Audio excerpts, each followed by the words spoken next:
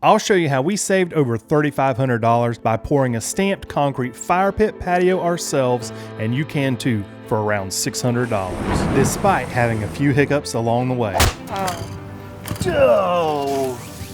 Welcome to Hacksman, y'all.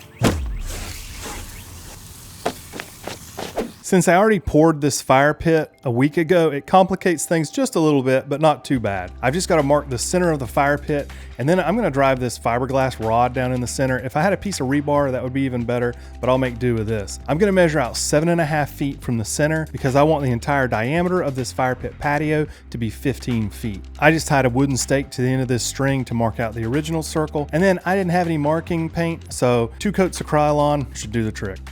I planned on laying out the forms using this laser, which is marked as indoor, outdoor, daylight visible. Unfortunately, I'm finding out it is in fact not daylight visible and will in fact be completely useless. That's just barely showing up on my hand. What an absolute waste of money! Thanks, Klein. I wanted to pour this in 4 different sections to make the overall project just much more manageable for somebody like me who has never done this before. And the laser would have helped lay this out perfectly square. However, I'm just gonna eyeball it. I wanna get it as straight as I can because I don't want any people looking down on me when they fly over, looking down on me. This is where having the fire pit in place kind of complicates things a little bit. I could have just pulled a straight line all the way across from side to side, but as you can see, it's not too bad. And once we get everything put together, it'll be even better. I'll tighten this circle up by measuring everything out.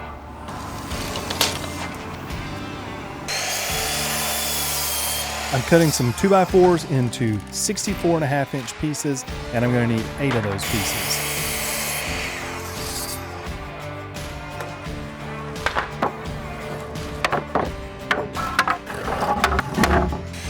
Then I use the depth stop on the miter saw to cut some rabbets on the ends of 4 of the 2x4s. I believe down under, I might call that a rebate. Now I've taken one 2x4 that has the slot cut on it and one 2x4 that I did nothing to, and I've attached them together. So I've got 4 sets just like this. And I've also just screwed them from the top at an angle so that hopefully it'll make it easier for these to come out. Once everything is set. As you can see, we had a downpour of rain before I could start laying this all out, and I almost lost my circle and my dividing line, so I wanted to get this down as quickly as I could. With the stakes driven in, I went and measured for the first divider, and the height that I want it to be is just about 12 3/4 inches below the bottom of the cap.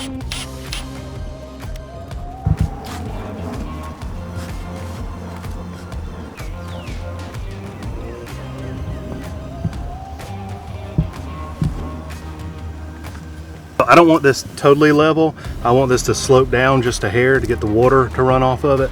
So what I'm going to do is I'm going to go around every one of these. Once I get everything lined up to that front one, I'm going to line up all 4 to this front one, which was actually the highest of all of these. So that just makes it easy to level them all up. And then I'm going to bring them all down at the same slope. And I want that bubble to touch that front line on every one so that I've got just a minor slope to let the water run off.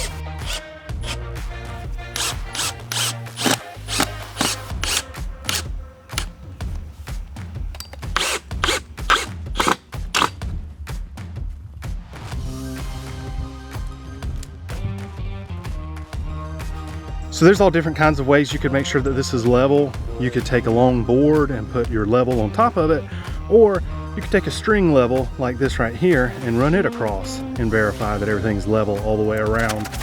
Or if you do this every day, you probably know a better way to do it altogether.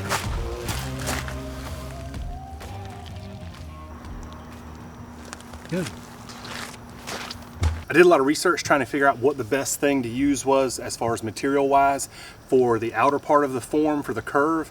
Some people told me in the comments to try bender board, small pieces of bender board, and I couldn't find those anywhere, near me anyway. Everybody was out of them. I ended up ordering this, which is also called bender board, and it's specifically for pouring curved concrete forms, and it's reusable and it's plastic. So who knows what's coming in the future, but this is what I ordered for now.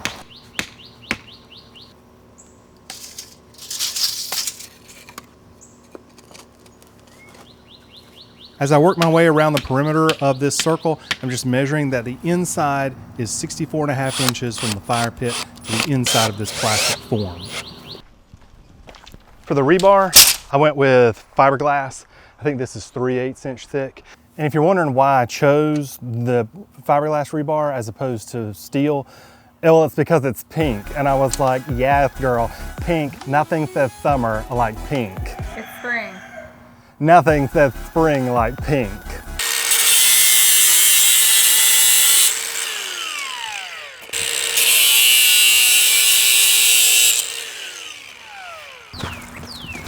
Once I had the rebar cut and laid out, I just used some rebar tie wire to tie them together. I have no idea if this is the technically correct way to do it or not. Then I went around and cut all the stakes that were sticking up higher than the form. Now, I have a giant pile of rocks that I already pulled out of this area, so I'm just going to go back and backfill this form a little bit because I only want this to be about 2.5 to 3 inches deep, just so that I can save on concrete. And I'm using this tamper to make sure it's all compacted really well. I'm going to spray a mold release on here now on these 2x4s. I don't really know that that's necessary, but after I forgot to put the mold release on the fire pit cap molds, okay, I'm using mold release this time. I told Kim, don't let me forget. I actually bought a mold release, but you could use vegetable oil if you wanted.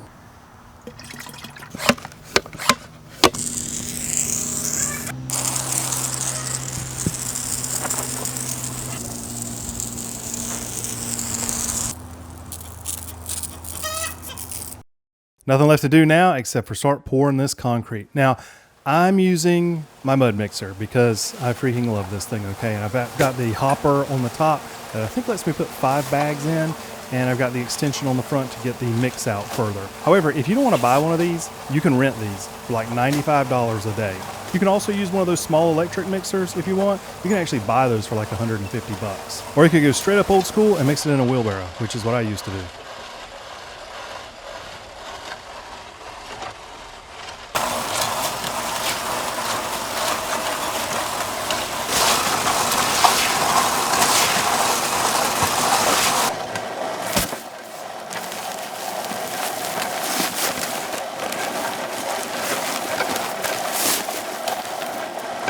This section took 20 bags of Quickcrete, and once I have this filled up, I'm just using this 2x4 as a screed board, and I'm just screeding this off. It would have been nice to have had a 12-foot one because then I could have reached across the whole thing. I just had to kind of maneuver and go corner to corner, but in the end, this worked perfectly fine.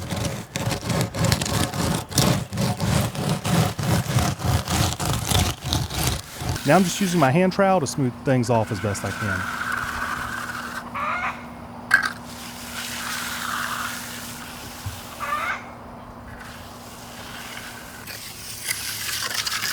A bull float makes it really easy to smooth out large areas like this. If you don't own one, you don't have to buy one. You can rent these for like $11 a day.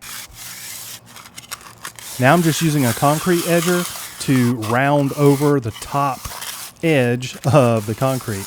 And to be honest with you, this almost kicked my tail, okay? This was so frustrating because every time I would have it perfectly rounded over, I would catch that front or back edge going back and forth and I'd mess it up and have to smooth it over again. And why do you edge it? So it gets a nice edge on it. Oh, okay, but you wouldn't have to. Yeah, and if you want it to look good, you do. Yeah. I'm using a mag float to go over the finish now. A mag float helps bring up the cream to the top of the concrete so that you can get a nice smooth finish. So, because I want that stamped concrete look, I want it to look like slate or something, I picked up this roller off of Amazon. You see that weird texture that it has? I wish it was about 1 inch longer. I don't know why they're that length instead of being a standard roller length. I think the concrete is at the right stage. I'm not positive of that, but we're about to find out. I'm spraying that same mold release that I used on the form earlier on top of the concrete now. Hopefully I haven't waited too late. It seems like I could be a little early. I think I might be a little early.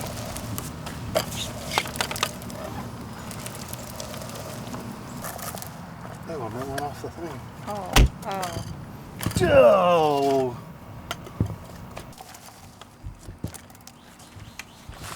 It's beginning to become a pain. We decided it was in fact too early for most of this anyway, so I went back and smoothed it over, and we put even more release down, which we found out you need a good bit of release, and then it worked perfectly.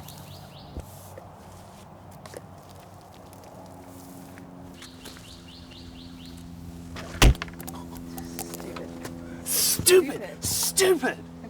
This worked best when the concrete felt firm. You couldn't push your hand down in it, but you could push your finger down in it if you wanted to, if that makes sense. 24 hours later. 2 pours down, 2 pours to go.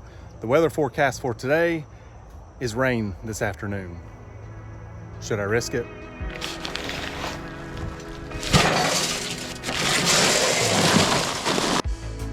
The first day of pouring probably took us about 4 hours, but on the second day, we didn't film quite as much because we'd already shown you everything, but we also kind of had this down pat, so it only took us about 2 hours to pour these on the second day. And in fact, once we got the first one poured, I went ahead and started on the second one while Kim started rolling out the first one. And what do you know? The rain did come. Fortunately for us, this had set for about 4 hours, so it should be firm enough that it doesn't do any damage. I hope. The next morning, I started taking the forms off, and my original intent with these dividers was that I screwed them in at an angle from the top so that I could separate them, but I could not get to those screws, so I just had to pull it up as one piece, which made me very nervous because I could have sworn I saw that concrete moving, but it all worked out in the end. Then I just pressure washed everything to get any of that oil from the release off of the top of the concrete. So for the stain on this concrete, this is an acetone based stain. I'm gonna mix this can of color with 1 gallon of acetone. And the reason I went with this is because it dries in 10 seconds. Is this sprayer solvent proof? Your guess is as good as mine. I'm gonna test this on one of these stepping stones that Kim made with some of the extra concrete out of the mixer. Look at that. It's drying already. That's crazy. It's more wet in the center. Mm-hmm. Sorry, just that is 100% dry. I actually ended up diluting this even more. I mixed in another gallon of acetone because I just felt like this was way too dark. If we had gone with a 15-foot diameter paver patio for this fire pit like I originally intended, it would have cost us over $4,000. And a stamped concrete one done by somebody else would have been even more than that. I had all of these tools and I already had the wood, so this cost me about $400 to do. But if you didn't have any of this, you could do this for about 600 bucks.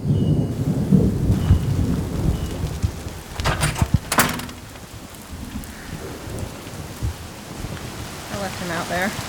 Save the camera. I love how easy this stamped concrete patio was to pour, and I especially love that I saved over $3,500 doing it myself. Now we're not done with this, but we wanted to set everything out here so we could get an idea of how awesome it's gonna look when it's done, because I think we still need an outdoor kitchen, some string lights, maybe an outdoor theater. So if you wanna see how those come along and how this all started, check this link out right here, and I will see you next time. Well, you know, we also probably need maybe some trees for some privacy, and probably some sod out here. We're probably gonna need some irrigation and stuff like that. Ooh, maybe even some, you know what I have? Oh, real quick, I forgot to tell you. The sprayer, yeah, it was not solvent proof, so don't make that mistake, okay?